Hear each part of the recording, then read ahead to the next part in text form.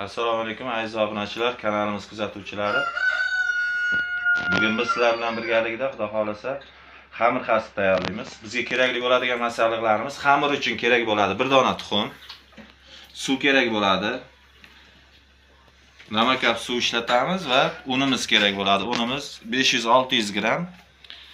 Namakab suvga bitta tuxum solib oddiy xamir qilamiz o'rtacha yumshoqlikda. Va nachinkamiz uchun kerak bo'ladi mol go'shti, mol yog'i charvi kerak bo'ladi, guruchimiz kerak bo'ladi 2 piyola. Buni hozir yuvib tozalaymizda qaynatishga qo'yamiz. Chala qaynatib, chala pishirib olamiz. Piyozimiz kerak bo'ladi. Ishimizni bismillahirrohmanirrohim deb xamirimizni qorib olishdan boshlaymiz. Unimiz o'rtasini ochib olib, xamir qilib olamiz.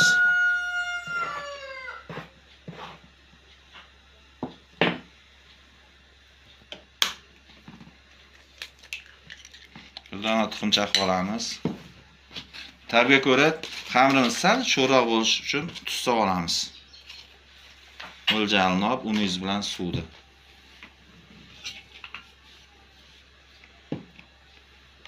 O'simlik yog'i qo'shib olamiz.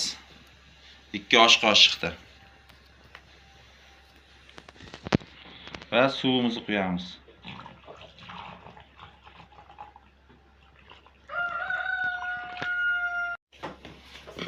Xamirlarimizni mana qorib oldik. Endi tindirishga qo'yib qo'yamiz buni. Tindirish uchun qo'yib qo'yamiz. Ungacha nachinkalarimizni tayyorlaymiz. Guruchlarimizni mana 2 piyola guruchimizni chala qaynatib oldik. Endi bunga mana maydalab to'g'ralgan piyozimizni qo'shamiz 2 dona. Va go'shtlarimizni to'g'rashni boshlaymiz.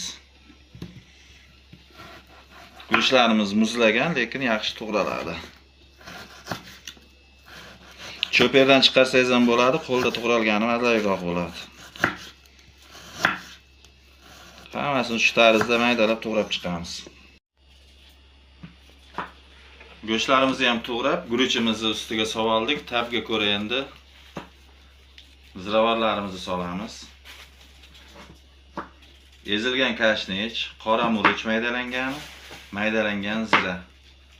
Tabga ko'ra solamiz hammasini va tuz solamiz. Tabga ko'ra, chunki guruchimizga ham tuz solib pishirganmiz. Sho'r bo'lib qolmasligi uchun. Endi buni aralashtirmasdan, hozir bunga 2-3 qoshiq o'simlik yog'i ham qo'yamizda, tugishdan oldin aralashtiramiz, bo'lmasam suv chiqib ketadi tuz yeb. Buni endi chetga olib turamiz qiymamizni.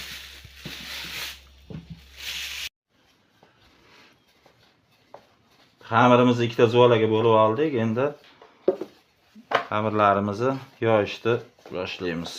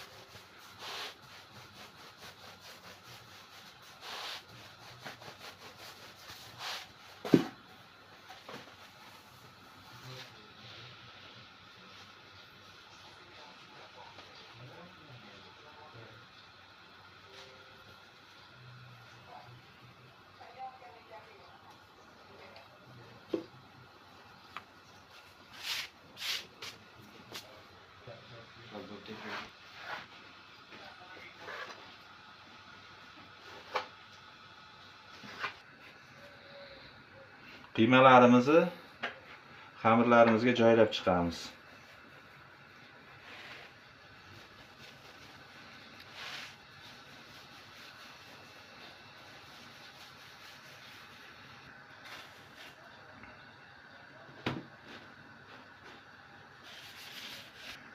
Qiymalarimizni solib chiqdik. Mana endi tugishimizni boshlaymiz. 2 xil, 3 xil usulda tuksangiz ham bo'ladi. Mana ko'rib turganingiz kabi tuksangiz ham bo'ladi. Mana shu holatda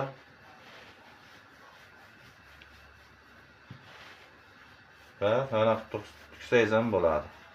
Ikkita chekkasini qayirasiz ozginadan. Bu holatda tuksangiz ham bo'ladi. Qaysi biri qulay bo'lsa, shu shaklda tugasiz. Chekkalarni ozgina tortasiz.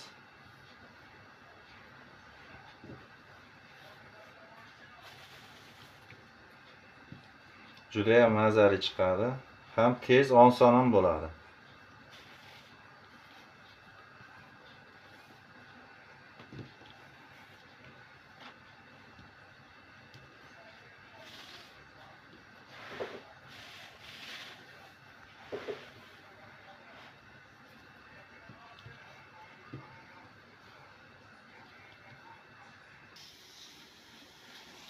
Xamir qasiblarimizni yana tugib oldik. Yuzini ozgina buni yog'lab chiqamiz.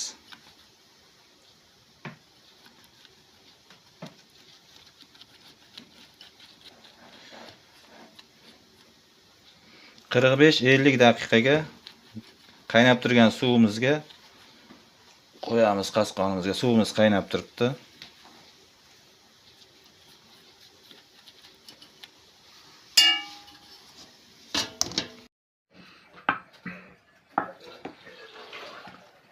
Xamir bilan birgalikda iste'mol qilish uchun mana salat tayyorlaymiz. Ikkita tuxum qaynatib, maydalab to'g'raymiz. Rediska bu yerda ko'k chesnok, zelen, ukrop, kashnich. Tuxumlarimizni qo'shib, aralashtirib, qattiq qo'shamiz. Tuzini qo'shib olamiz. Qattig'imizni qo'shamiz. Aralashtiramiz yaxshilab.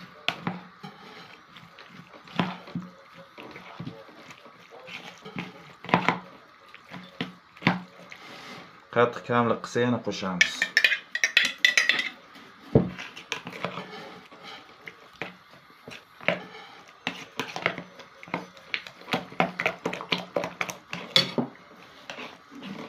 Yana endi xamir qasiblarimizni ham suzib olamiz.